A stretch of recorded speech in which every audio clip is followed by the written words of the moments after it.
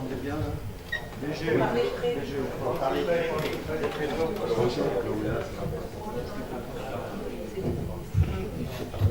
Là, ça va? Oui, c'est bon. Donc je disais qu'après une telle introduction, c'est une tâche tout à fait difficile pour être à la hauteur de M. Ruffin, parce qu'il cite donc Cyrano de Bergerac, Victor Hugo, etc. Bon, même si j'ai étudié un petit peu ceci dans mon jeune âge, je n'ai pas autant d'éloquence. Bon, peu importe. Néanmoins, l'introduction de ce sujet est parfaite, parce que je crois qu'il faut la relier à ce qui a été dit juste avant. Le crédit... Après, je rentrerai dans le détail. D'abord, je me présente, pour ça, c'est pas nécessaire, je l'ai été tout à l'heure. Je me présente en ajoutant ceci. Je suis un gilet jaune de la première heure, comme tout le monde ici, je suppose. Et qu'est-ce qui motive mon engagement? Eh bien, deux choses. Premièrement, de faire en sorte que les générations futures, nos enfants, nos petits-enfants, quand je dis nous, c'est pas forcément les miens, c'est tous, la jeunesse, c'est tout, et les personnes âgées, tout le monde, notre vie, notre société, puisse perdurer. C'est pas tout à fait évident dans la conjoncture actuelle. Voilà qu'est-ce qui a motivé mon engagement. Je n'ai pas envie de me regarder dans la glace un matin et d'avoir un sentiment de honte face au regard candide des enfants quand ils regardent leurs grands-parents. J'ai pas envie de ça. Voilà pourquoi j'ai été sur les ronds-points. Voilà pourquoi je suis ici ce soir. Et qu'est-ce qui me motive également? Eh bien, c'est la reconquête de notre souveraineté. La souveraineté pleine et entière. Parce que si on avait la souveraineté, ce qui a été dit auparavant, la vraie souveraineté, avec un vrai RIC qui nous permettrait de dénoncer toutes les saloperies qui sont faites aujourd'hui, avec des députés qui ne seraient pas achetés par les lobbies, mais qui soient désignés par nous, qui soient votés par nous, qui soient au peuple, par le peuple et pour le peuple. Comme c'est inscrit dans la Constitution, je ne sais plus quel article, je crois que c'est l'article 2, mais je peux me tromper. Donc tout ceci me paraît important, et je crois qu'il est nécessaire que nous ayons cette envie de changer les choses. Pour répondre à madame, je crois, vous disiez, il faudrait que les commerçants se mobilisent. Peut-être. Mais s'il n'y a que les commerçants qui se mobilisent, l'affaire est perdue d'avance. Si vous mobilisez, vous avez fait un travail énorme, je vous en remercie, vous l'avez fait pour la collectivité, vous l'avez fait pour tout le monde, mais vous l'avez très bien dit, le pot de fer contre le pot de terre, on peut gagner. Mais si on renverse la table et qu'on est tous convaincus qu'on a cette force, je pense alors que les choses deviennent possibles. On nous traite d'utopistes, de n'importe quoi. Vous savez, M. Griveaux a été longuement cité, enfin on pourrait citer des belles choses de lui quand il nous traite d'illettrés, etc. Mais enfin, il n'y a pas que lui, il y a M. Macron aussi. Et toute cette clique, j'emploie le terme à dessein, toute cette oligarchie, j'emploie un terme encore plus fort, cette plutocratie, ces voleurs de pouvoir, ces voleurs de tout, eh bien, il faut essayer de mettre un terme à leur pouvoir. Et les Gilets jaunes, pour moi, c'est l'occasion unique. Ça fait des années que je combats pour ça, et je m'aperçois que j'ai été surpris de cet élan qu'il y a eu. J'ai été surpris de voir que les Gilets jaunes sont capables de faire reculer un gouvernement têtu comme il était. C'est pas énorme, il y en a eu quand même des reculs. Donc ça veut dire que si on est déterminé, ça veut dire que si on a la force avec nous, en nous, eh bien tout est possible. Je vais citer un tout petit exemple pour faire des analogies, pour faire en sorte qu'on ne perde pas espoir. Parce que l'espoir, c'est ce qui permet d'aller très loin dans les utopies qui deviennent réalisées. En juin 1940, un tout petit peu d'histoire, une minute s'il vous plaît, la France était détruite, trahie par les mêmes élites qu'aujourd'hui. On disait comme aujourd'hui que la France était moisie.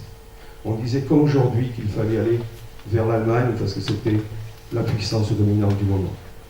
Que la France seule ne pouvait pas s'en sortir. Que les Français c'était tous des feignants, des réfractaires, des affreux jojos qui avaient osé voter Front Populaire, vous vous rendez compte, pour avoir les congés payés. Eh bien, ces élites-là, je crois qu'elles l'ont trahi à l'époque, comme aujourd'hui nos élites nous trahissent. Pour les mêmes raisons. Pour accumuler tous les bienfaits du capital. Le capital, qu'est-ce que c'est? Eh bien, c'est ce que les gens travaillent, c'est le capital du travail, c'est ce qui est fourni par la force de travail de tous. Et qu'une petite minorité, 0,1% de la population dans les pays riches, si on rappelle ça aux pays du monde, c'est encore plus faible, ose s'accaparer les bienfaits de tous, c'est inqualifiable. Voilà, en quelques mots, ma présentation et les compléments de celle-ci. Maintenant, venons-en au CICE. Alors, on l'a dit tout à l'heure, crédit d'impôt pour la recherche et l'emploi. Ça veut dire des choses extraordinaires. C'est quoi?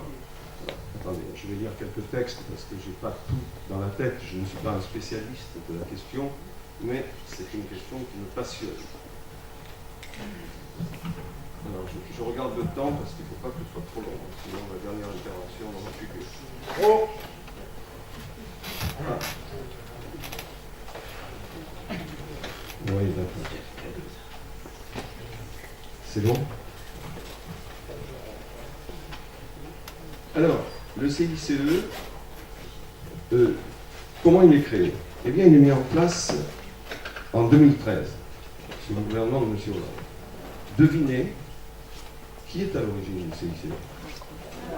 M. Macron, qui était alors secrétaire général adjoint de l'Élysée. C'est lui qui a eu cette brillante idée.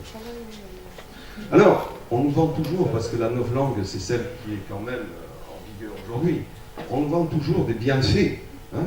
Alors, quand on lit le CICE, crédit d'impôt pour la compétitivité et l'emploi, ben, c'est parfait. J'ai dit la recherche tout à l'heure, excusez-moi, j'ai fait un lapsus.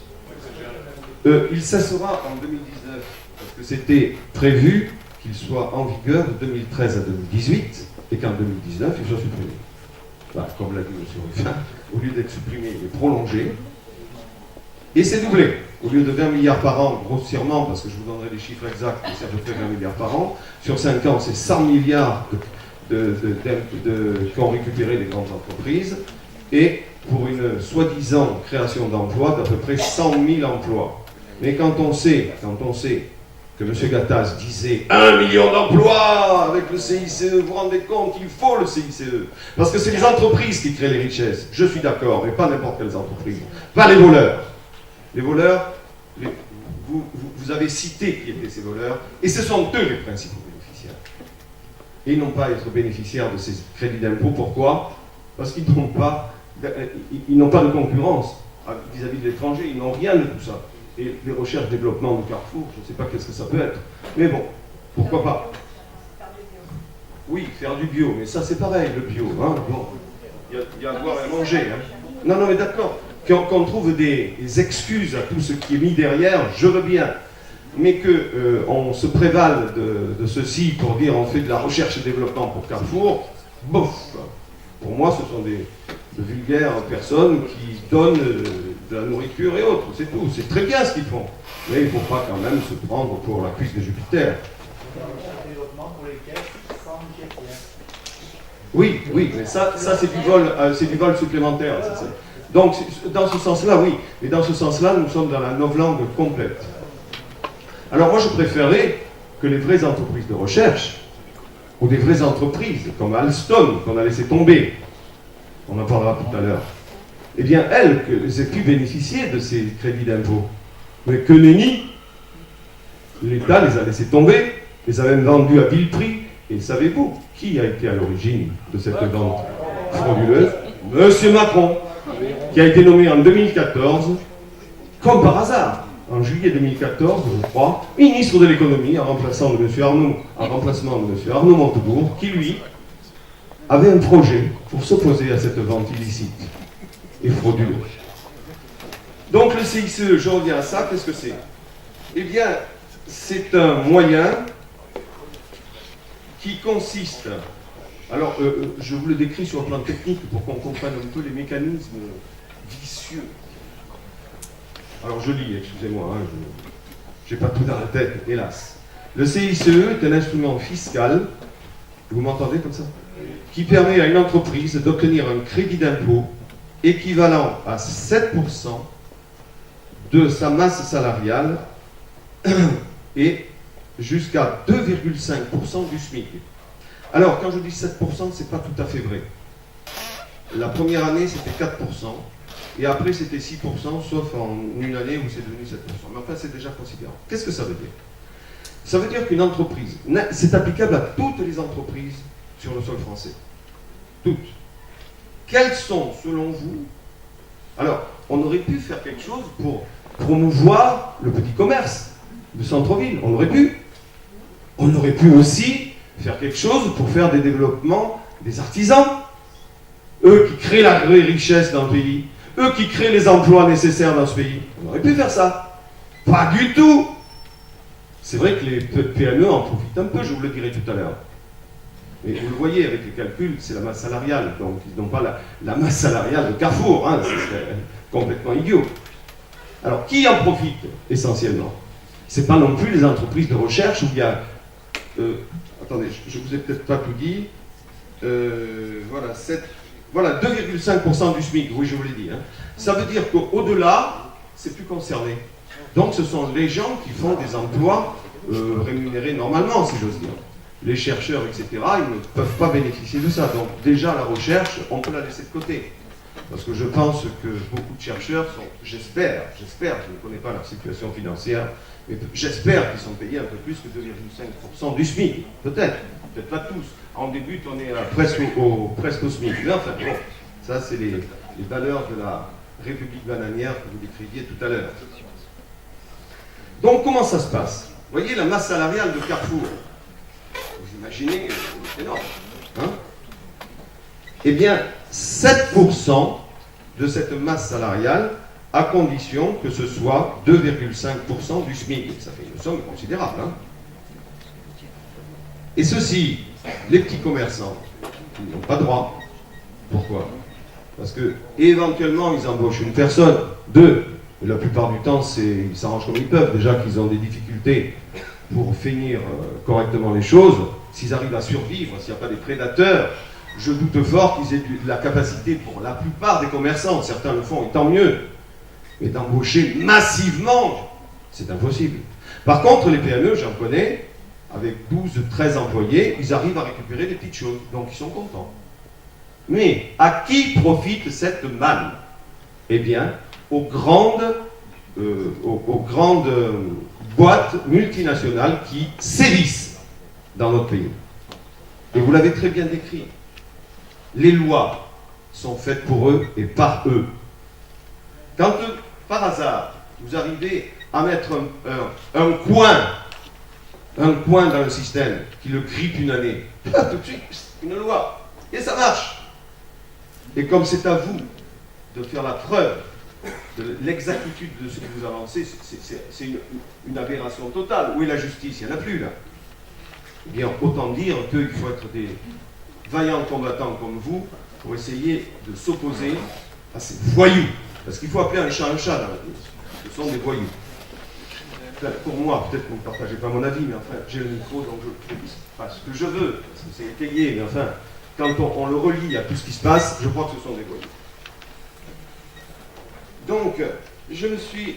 voilà, le crédit compétitivité emploi, sur 5 ans, ça a coûté 100 milliards d'euros. Dixit, ce qu'a dit M. Ruffin. Alors, on va être gentil. C'est un peu le comité de pilotage qui est chargé de ça. Ils ont réussi à créer à peu près 100 000 emplois. Mais à côté, on le verra après avec les grandes enseignes, combien en ont-ils détruit? Donc le bilan est négatif. Mais faisons-leur la grâce d'imaginer qu'il y a un solde positif de 100 000 emplois.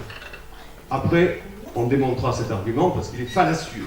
Mais faisons-leur la grâce. Alors, comme M. Ruffin, j'avais fait une petite simulation. De 2013 à 2015, sur 3 ans donc, le CICE a créé 100 000 emplois. C'est beaucoup, hein, bien sûr. Et il a coûté 50 milliards d'euros aux contribuables, en cadeau. Alors, je vous propose 2 calculs pour bien montrer l'absurdité du système. Le calcul du salaire mensuel correspondant à un emploi créé.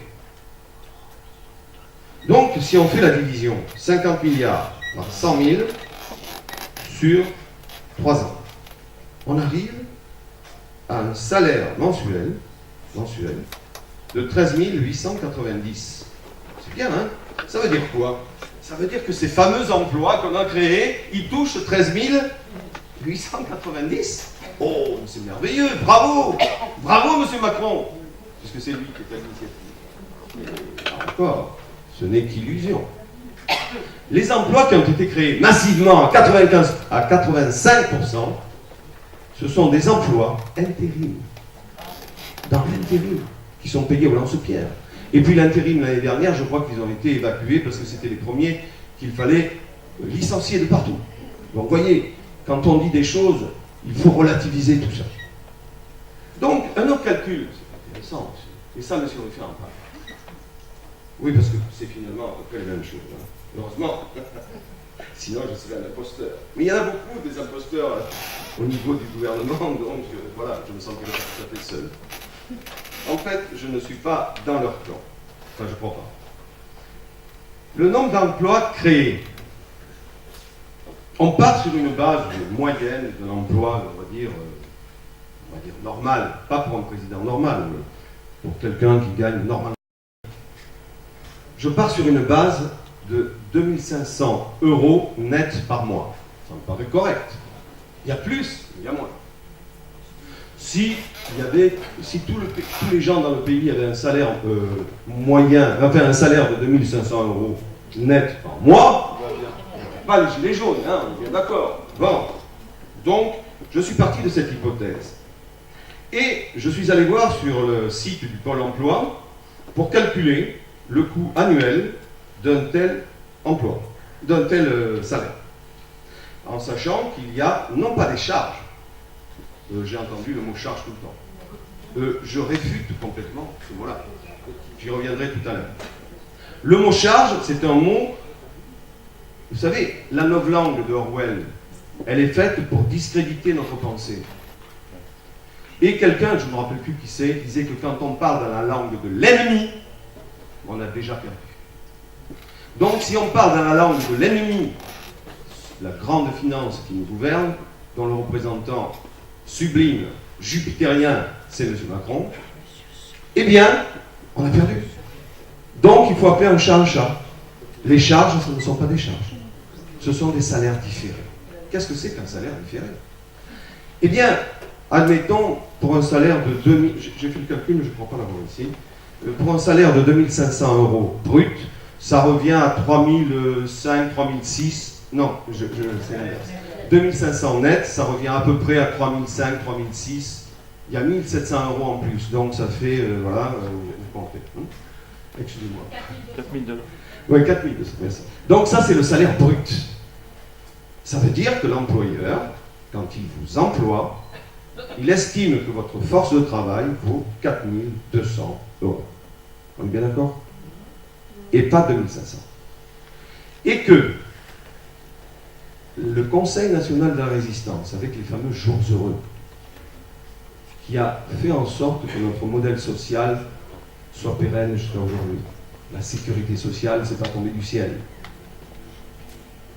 L'EDF, qui nous a permis d'avoir une électricité peu chère, c'est pas tombé du ciel non plus. Et plein d'autres choses encore. Eh bien,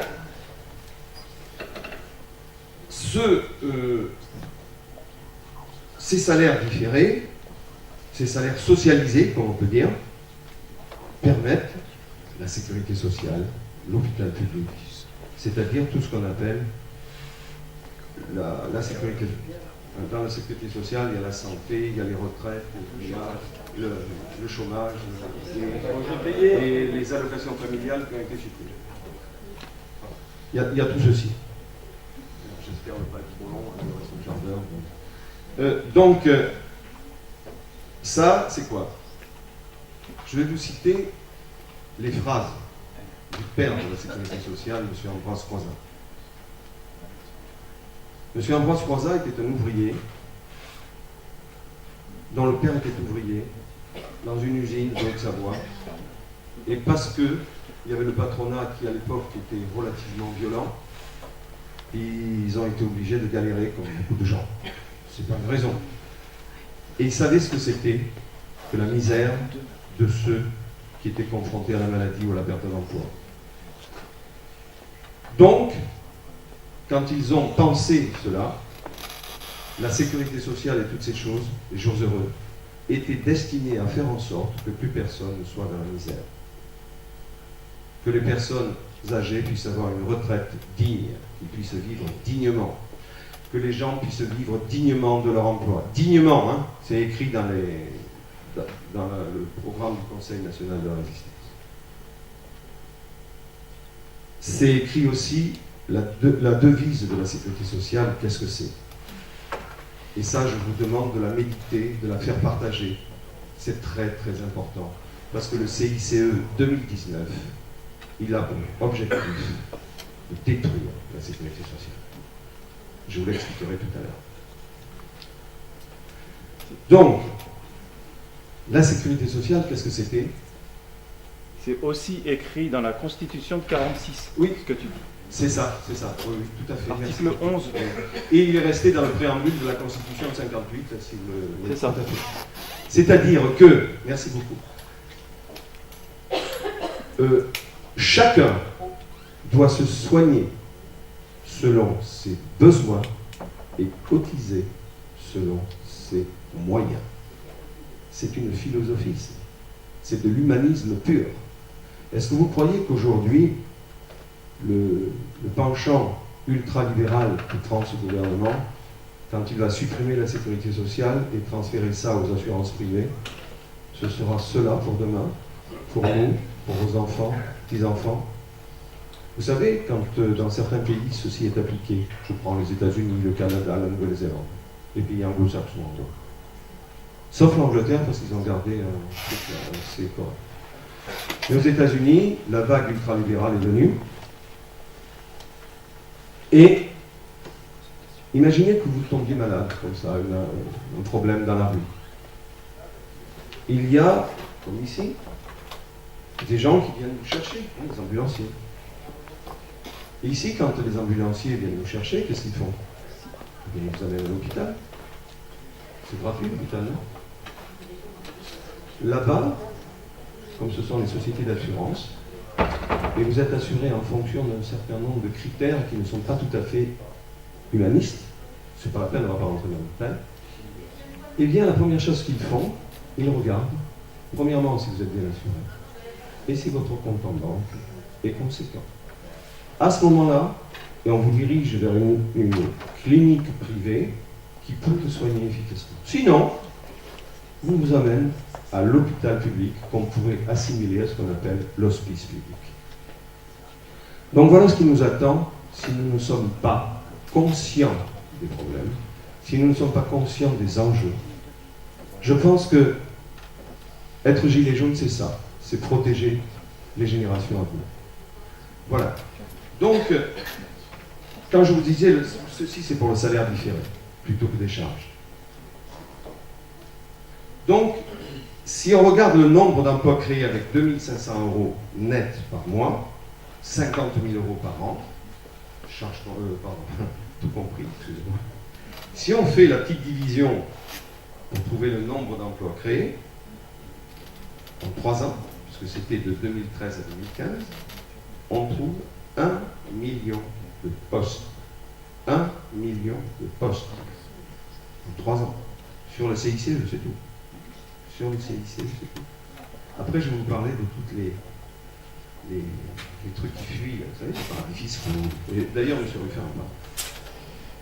Vous vous rendez compte, 1 million payé 2 500 € en 3 ans. Le chômage est éradiqué très vite. Bon.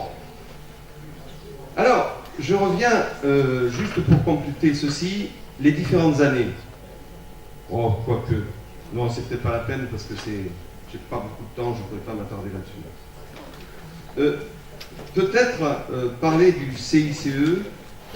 Ah non, ce dont il faut parler, c'est les pères, les amis. hein, vos amis, vos chers amis, mes chers amis. C'est-à-dire, à qui profite le crime? Facile. Prenons Carrefour. C'est le plus beau. C'est le plus beau et c'est celui qui touche le plus. Est-ce que vous croyez que Carrefour en a besoin? Non. Parce que ce crédit de compétitivité emploi permet de sauvegarder l'emploi. Vous vous rendez compte? Permet aussi de faire de la recherche-développement. C'est vrai que je n'avais pas pensé aux caisses automatiques. Vous aviez raison de me le rappeler. Mais je n'avais pas du tout pensé aux caisses automatiques. Oui, c'est vrai qu'il faut une recherche extraordinaire pour flouer le peuple qui ne peut plus aller faire ses courses normalement. De même qu'on n'aura plus de liquidité pour faire nos courses. C'est la même chose. C'est vrai qu'il faut beaucoup de recherche. Et la troisième, c'est par rapport à la concurrence étrangère. Vous croyez que Carrefour, de la concurrence étrangère? Que nenni. Et pourtant, c'est lui qui est le plus gros bénéficiaire du CICE depuis 5 ans. Alors venons-en aux chiffres, parce que finalement, les chiffres, parfois, ils ont quelque chose d'intéressant. Carrefour est un groupe qui fait des bénéfices et qui reçoit des subventions de l'État. Mais attention, il n'y a pas que le CICE. Le CICE, c'est le petit. C'est le petit. Il y en a un beaucoup plus fort. C'est, et là je le mets entre guillemets parce que c'est pas ce que je pense, l'aide pour exonération de charges. Parce que peu cher, comme on dit dans le milieu, hein. Vous êtes Marseillais, donc peu cher, c'est quelque chose qu'on utilise. J'ai des amis Marseillais, j'aime bien cette très peu cher. Bon. Les exonérations de cotisations patronales, c'est ça qu'il faut appeler. Eh bien, c'est énorme pour Carrefour. Alors, l'un et l'autre, c'est en milliards. Hein, c'est 2 milliards sur les 5 ans. 2 milliards sur ces sommes. Vous vous rendez compte? 2 milliards qu'ils perçoivent de notre impôt. Parce que ces 2 milliards, c'est quoi? C'est vous qui les payez, c'est moi, c'est moi. Ce sont nos impôts. Et on achète leur pourriture. On achète leur pourriture. Donc ceci est important. Mais bon, s'ils étaient dans la dèche complète, vous savez penser ça, hein. Les pauvres, peu chers, il faut les aider. Et ça, peut-être, ça s'appliquerait aux commerçants de centre-ville, non? Ou aux petits commerces dans les communes rurales. Hein, ça me semblerait plus logique. Mais pas du tout, ils reçoivent 0. Et ils payent 30% de tout. Voilà. Alors qu'eux payent 8% des impôts. C'est un autre problème. Ils ont fait quand même 7 665 milliards d'euros de bénéfices en 5 ans. C'est pas mal. Et que pensez-vous qu'ils aient fait? Peut-être qu'ils ont mis de la recherche-développement, ils ont payé quelques chercheurs pour les caisses automatiques, c'est possible. Mais l'essentiel de leur action, c'est quoi? Les 400 millions d'euros. Les pauvres actionnaires, il faut qu'ils soient rémunérés. Et sachez combien les dividendes, c'est 3 091 milliards d'euros. Voilà. Et puis, qu'est-ce qui s'est passé? Voilà, il y a eu ces aides-là. On pourrait penser qu'ils ont au moins la décence de protéger l'emploi, si ce n'est de le développer. Protéger. Alors, M. Alexandre Bompard, vous voyez qui c'est? C'est le PDG, ami de M. Macron, parce que je crois qu'ils étaient ensemble dans la même promotion de l'ENA. Le 23 janvier 2018. Bon, c'est pas si vieux, hein, on doit l'avoir en mémoire. Qu'est-ce qu'il a fait? Eh bien, suppression de 2400 emplois. 2400 emplois, malgré les sommes énormes qu'il a obtenues avec les exonérations, entre guillemets, de charges et le CICE. Eh bien, si là, c'est pas la preuve que ces gens-là, ce sont des voyous et des voleurs, je ne sais pas, les mots n'ont plus de sens. Bon, je vais pas m'attarder sur ces gens-là, parce qu'il y a beaucoup trop à dire, hein. J'ai 5 minutes encore, donc j'arrête là sur ces gens-là. Vous voyez, ces gens-là, chanson de Brel, vous connaissez? Au chant, mais alors, c'est bien, hein, parce que si je vais essayer de faire un papier de tout ça, je l'enverrai à Marc et Sophie, à Sophie et Marc, pardon, parce qu'il faut être là. Et si ces gens sont intéressés, bon, ça peut être intéressant. Parce que là, qu'est-ce qu'on a? On a Carrefour, Auchan, Cora, Intermarché, Casino. Tous des gens qui subissent la concurrence. Hein. But, Ikea, Castorama. C'est pas beau ça? Et après, il y a d'autres personnes. Flunch, le casino des jeux, Barrière, La Poste. Vous vous rendez compte, le service public La Poste, qui a été privatisé, il est dans le même panier, il fait les mêmes saloperies. Alors La Poste, c'est intéressant. Hein. Il a touché beaucoup de CICE et il a supprimé en 2014 6284 emplois. 2014. En 2015, 7655 emplois supprimés. Voilà ce que sont les gens là. Ensuite, dans les secteurs où il y a la concurrence, et là c'est quelque chose qui peut vous intéresser, parce que c'est quelque chose qui est proche de nous. Le labo Pierre Fabre, spécialiste de la recherche fondamentale, numéro 1 mondial, pour tout ce qui concerne les crèmes pour la peau. Il était dans le sud-ouest, j'ai oublié la ville. Il a reçu des aides en 2013-2014, très importantes. Et puis le groupe est racheté par Nestlé. Vous savez, c'est gentil, avec l'oiseau qui... Et Nestlé a installé ceci à Sophia Antipolis. Voilà pourquoi je vous parle de cette entreprise. Et cette entreprise Fabre est devenue Galderma. Peut-être que certains d'entre vous en ont entendu parler. Galderma a continué son boulot sans problème. Ils sont toujours restés numéro 1 mondial. Il y avait 550 employés, des chercheurs de très haut niveau qui faisaient l'honneur de la recherche en France. C'est-à-dire de tout ce qu'on peut faire avec l'investissement commun. Parce que les chercheurs, ça se paye quand ils font des études.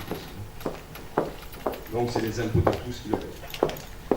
Eh bien en 2017, Nestlé a choisi de liquider l'entreprise. Liquider. Malgré les bénéfices, malgré le numéro 1 mondial, malgré tout ça, malgré le recherche et développement qui était vraiment très très efficace. Et 550 salariés sont sur le carreau. Et là, il y a aussi notre usine, c'est Ford à Blanquefort. Là, c'est l'actualité, c'est génial. C'est là où il y a M. Poutou, vous savez. Alors, le CICE, ils ont eu toujours de très belles sommes rondelettes. 50 millions d'euros, 40 millions d'euros. Ça, c'était très simple, c'était normal pour eux. Mais Ford refuse, là actuellement, il veut fermer l'usine. Il refuse la dernière offre qui est faite par un groupe franco-belge. Ford veut fermer l'usine, pourquoi? Parce que peut-être les employés c'est très cher ici, avec les charges sociales. Donc il faut délocaliser. Mais attention, quand on délocalise, il ne faut pas laisser des gens compétents sur le site. Donc on va interdire. Voilà ce que c'est que ces gens-là. L'État dit être impuissant. Vous avez entendu ça? Bon, on ne peut rien faire. Même M. Jospin disait ça à propos de... Comment ça s'appelait le truc en Belgique? Et il dit, M. Macron a dit ceci le 28 février, hier à Bordeaux, que l'État a tout fait, qu'ils se sont battus comme des loups, que M. le maire, il a vraiment fait tout ce qu'il pouvait, mais qu'il ne pouvait rien. C'est terrible. Quand on est élu, quand on a tous les pouvoirs, on ne puisse rien faire. Vous vous rendez compte, M. Castaner, moi j'aimerais bien qu'il ne puisse rien faire. Hein. Et pourtant, il est au pouvoir et il fait des choses. Bon, mais l'État, qu'est-ce qu'il pourrait faire s'il était normal, s'il remplissait son rôle de défense du peuple? Il pourrait, premièrement, bloquer l'homologation du PSE. Vous savez ce que c'est le PSE? Plan de sauvegarde de l'ensemble. Ça, c'est extraordinaire.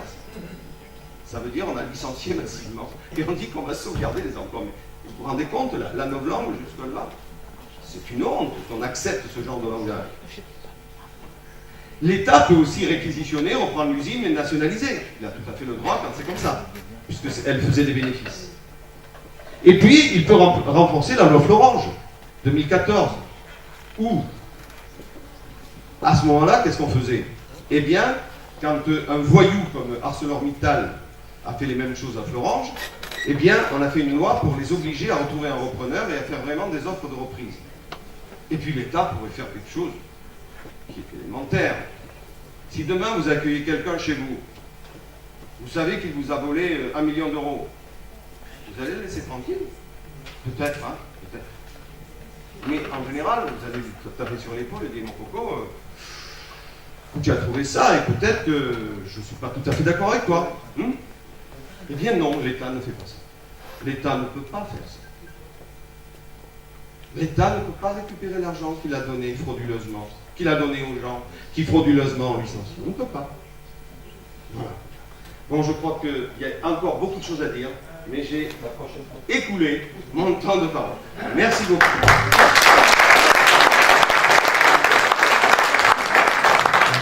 Est-ce qu'on s'accorde un peu de questions?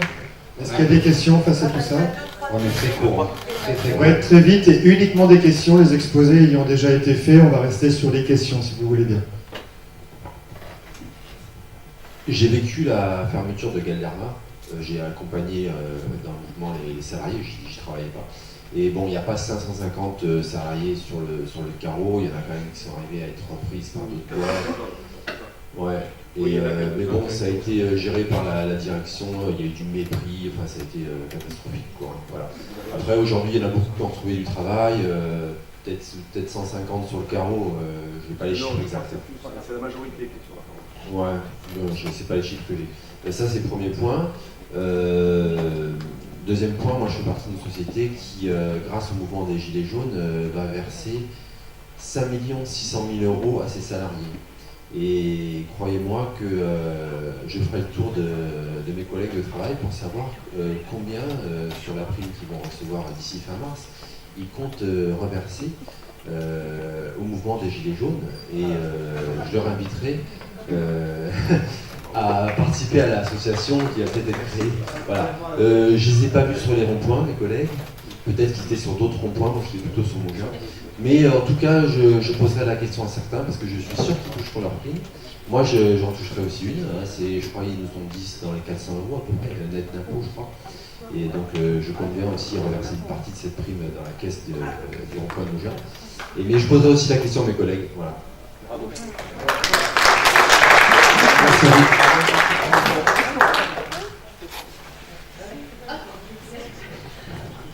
Bonsoir. Moi, je peux parler en tant qu'ancienne aide-soignante. Vous avez connu vous connaissez tous les grands groupes qui ont racheté des cliniques, des maisons de retraite et tout ça. Et moi, je peux dire que quand il y a eu la loi travail, ça a été les premiers à faire les plus grands licenciements sans cause réelle et sérieuse. J'ai eu ce cas-là et c'est incroyable l'argent énorme qui se font sur les salariés et sur les patients, les résidents, les maisons de retraite. Voilà. Merci. Et moi, je peux vous dire que je me suis battue et j'ai gagné au prud'homme. Mais c'est vrai que c'est malheureusement les plus grands groupes que vous voyez sont également malheureusement les groupes les plus pourris qui existent. Merci. On a une dernière question avant le sujet suivant. Oui, je voulais juste ajouter que vous pourriez mettre encore un nouveau point à votre exposé.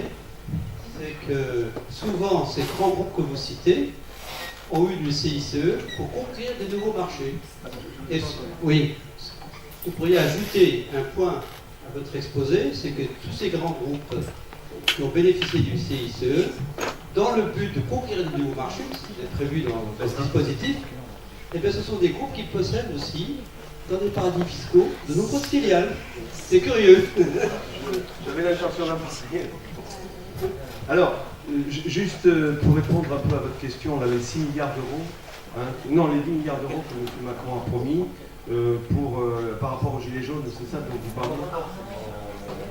Ah, qui a choisi d'y. Et là. D'accord, c'est lui qui a décidé, très bien. Ça, c'est bien. Non, mais après, M. Macron a pensé faire un cadeau de 6 milliards d'euros, je crois, ou 10 milliards d'euros, à cause des Gilets jaunes, en gros. Hein. Ce qu'il faut savoir, c'est très important, ça. Qui va payer? Nous, l'impôt. Vous savez, la destruction de la sécurité sociale, c'est l'horreur absolue. Là, aujourd'hui, toutes ces baisses de cotisations différées, les 6 milliards qui sont promis là, de baisse d'impôts pour les salariés, c'est des baisses de salaires différés. Les gens ne payent plus, donc ils ont une augmentation sur leur feuille de paye. Mais si on regarde le salaire complet, il y a une baisse. Et surtout, il n'y aura plus de sécurité sociale à la fin. C'est vraiment quelque chose qui est d'une violence inouïe.